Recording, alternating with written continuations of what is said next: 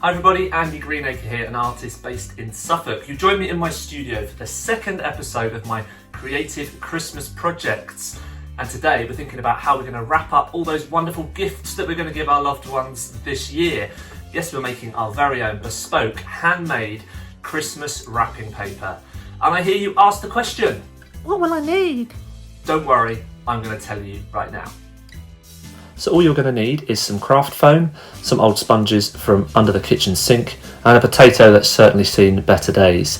We're going to be carving and cutting these using different equipment, so scissors to use to cut the foam, and then we're going to be using a very blunt, regular knife from the kitchen to cut the potato. Please make sure you're working with an adult when using this equipment. We'll also need some cardboard and some double-sided tape which we'll use to attach the foam to the card later on. We're going to use some pens to do some drawing, so you need a couple of those, and also we'll need paint, which is what we're going to use to create the design in the end. You can use acrylic, but you can also use some leftover wall paint that you might have lying around. Most importantly, we're going to need some brown paper. I managed to get this for very little money, and actually it works out about £2 for a whole 5 metre length of wonderful Christmas wrapping paper. So step one is really simple. We need to have some time to think about what shapes and symbols and Christmassy themes we're going to add to our festive paper. So I'm going to do that for you right now and want you to have a go at drawing some very basic and bold shapes.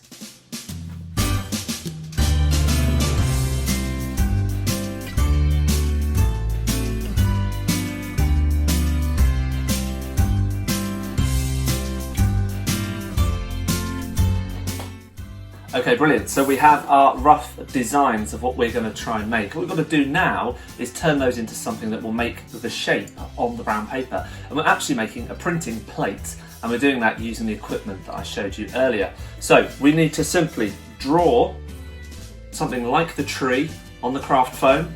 You can also draw it on the sponge, and if you want to, which you can't see very well, but you could draw it on the half of a potato. I'm going to show you me cutting those out and preparing them, and then we're going to have some fun making our paper.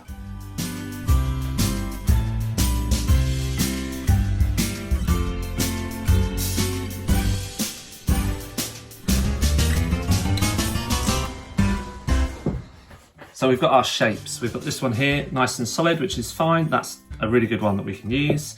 We've got this one, which is flexible. We'll be able to use that one fine. So that's absolutely fine. This one is a bit too flexible. So what we need to do is we need to add it to this piece of card here. And we're going to do that using some double-sided tape. So simply turn it over and then start to add pieces of tape to it.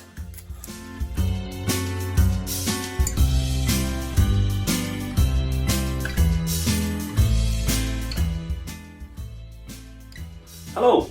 So this is what we need to think about next, is we don't want to go straight onto the roll of paper because we don't want to make the mistakes on our final piece. So we've got a little tiny offcut here, and we're going to try out our different stencils or plates and see which is best. So I've got a foam one, a potato one, and a craft foam plate.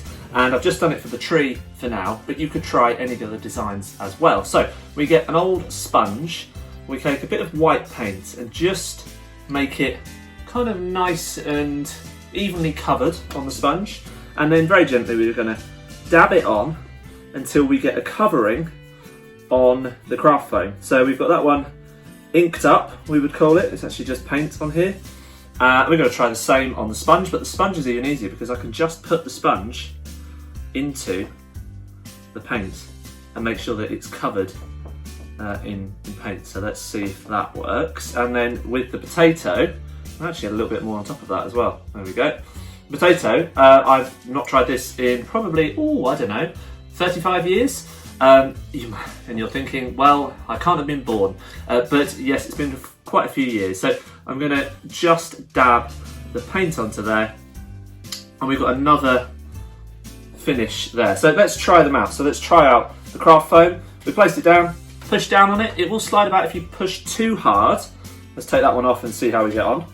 Nice and smooth. I smeared slightly there, but it doesn't really matter because you're making a handmade piece of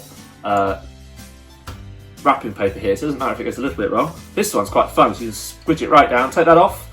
It's a little bit messier, that one, I'm not sure. And then the potato, I'm gonna pop it on. And that one, takes me right back. I take that off, and there you can see, it's not really worked. So for me, the one that works the best today is the craft foam. Have an experiment, see what you think, and then you can start to play with how you want these to be positioned on the paper. Do you want them all to be lined up like a row of trees, or do you want them to be at different angles? And can you get 2 pressings out of 1 amount of paint, or do you need to keep reapplying the paint every time? Once you've got that and you're happy with the process, we're going to get on with doing the whole sheet and have lots of fun and make loads of mess. So make sure, remember guys, you might need to have an adult while you're doing this. Let's go and find one.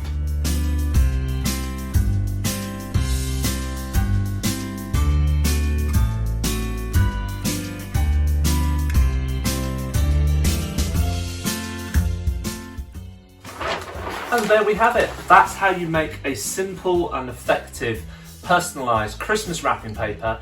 This has been the 2nd episode of my Christmas creative projects. Join me again in my studio when we'll be having lots of fun, being creative on the run into Christmas.